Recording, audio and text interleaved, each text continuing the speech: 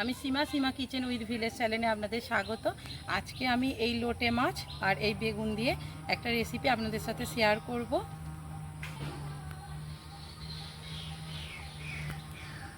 আর এই বেগুনগুলো দিয়ে আর লোটে মাছ দিয়ে এই রেসিপিটা খুব দারুণ খেতে হয়। তো চলুন রান্নার কাছে যাওয়া যাক আর রান্নাটা করে নিই ঝটপট।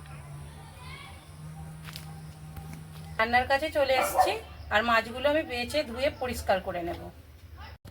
মাছটা ধুয়ে পরিষ্কার করে নিয়ে চলে এসেছি। এবার আমি এতে নুন আর হলুদ মাখিয়ে নেব। নুনটা দিয়ে দেব, হলুদ গুঁড়োটা দিয়ে দেব। ভালোভাবে মাছগুলোর মধ্যে নুন আর হলুদটা মাখিয়ে নেব।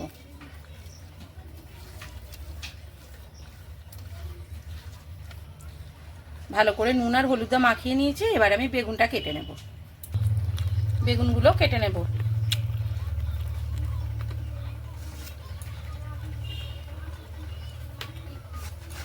বেগুনগুলো এরকম লম্বা লম্বা ভাবে কেটে নেব।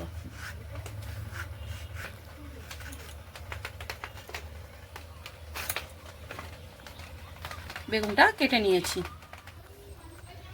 বেগুনটা একটু জল দিয়ে ভালো করে ধুয়ে নেব। ধুয়ে এবার এতে নুন আর হলুদ মাখিয়ে নেব। নুন দিয়ে দেব, একটু হলুদ গুঁড়ো দিয়ে দেব। নুন হলুদটা ভালো করে বেগুনে মাখিয়ে নেব। এবার উনুনটা ধরিয়ে নেব। উনুনটা জেলে কড়াইটা বসিয়ে দিচ্ছি। কড়াইটা গরম হয়ে গেছে। এবার কড়াইতে সরিষার তেল দিয়ে দেব। তেলটা গরম হয়ে গেছে। এবার বেগুনগুলো সব ভেজে নেব।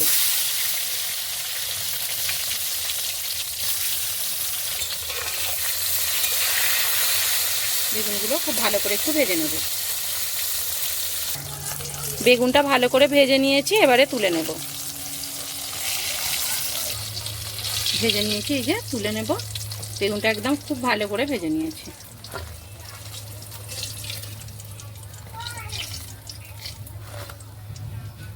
কড়াই ওই তেলেতেই মাছগুলো এবার ভেজে নেব।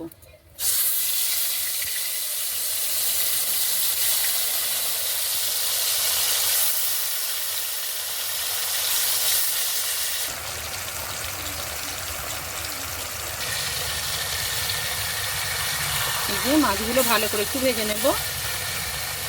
আর এই মাছগুলো কিন্তু ভাজার সময় এরকম ছেড়েই যাবে। মাছটা ভাজার সময় এ থেকে অনেকটা জল বেরোবে। মাছের এই জলটা ভালো করে একদম শুকিয়ে মাছটা ঝুরি ঝুরি করে ভালো করে ভেজে নেব। তা দেখুন, এই যে ভাজতে ভাজতে দেখুন সব জলটা শুকিয়ে গেছে। মাছটা ভালো করে ভেজে নিয়েছি। মাছটা এবার নামিয়ে নেব। কড়াইতে সরিষার তেল দিয়ে দেব।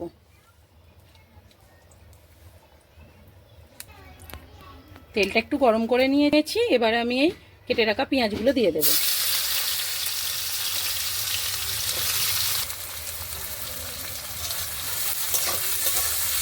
পেঁয়াজটা ভালো করে ভেজে নেব। পেঁয়াজটা একটু ভেজে নিয়েছি। এবার টমেটোটা দিয়ে দেব।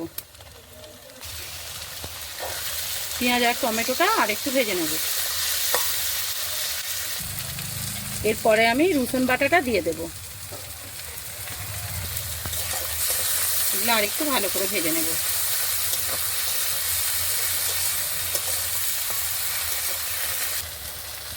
এরপরে আদা বাটাটা দিয়ে দেব। 1 চামচ হলুদের গুঁড়ো দিয়ে দেব। 1 চামচ লঙ্কার গুঁড়ো দিয়ে দেব। মশলাগুলো সব কিছু ভালোভাবে ভেজে নেব। অল্প একটু জল দিয়ে দেব। জলটা দিয়ে আর একটু ভালো করে মশলাগুলো ভেজে নেব। মশলাগুলো সব কিছু কষানো হয়ে গেছে। এরপরে আমি ভেজে রাখা লোটে মাছটা দিয়ে দেব।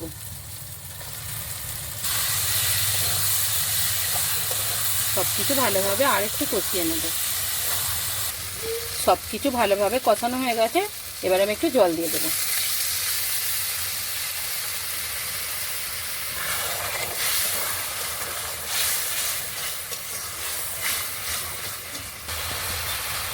মাছটা ভালোভাবে ফুটে গেছে। এবারে আমি ভেজে রাখা বেগুনগুলো দিয়ে দেব।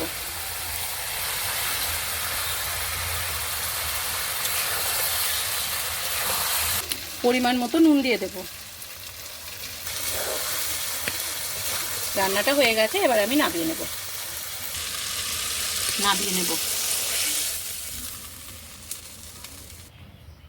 উপর থেকে অল্প একটু ধনেপাতা ছড়িয়ে দেব।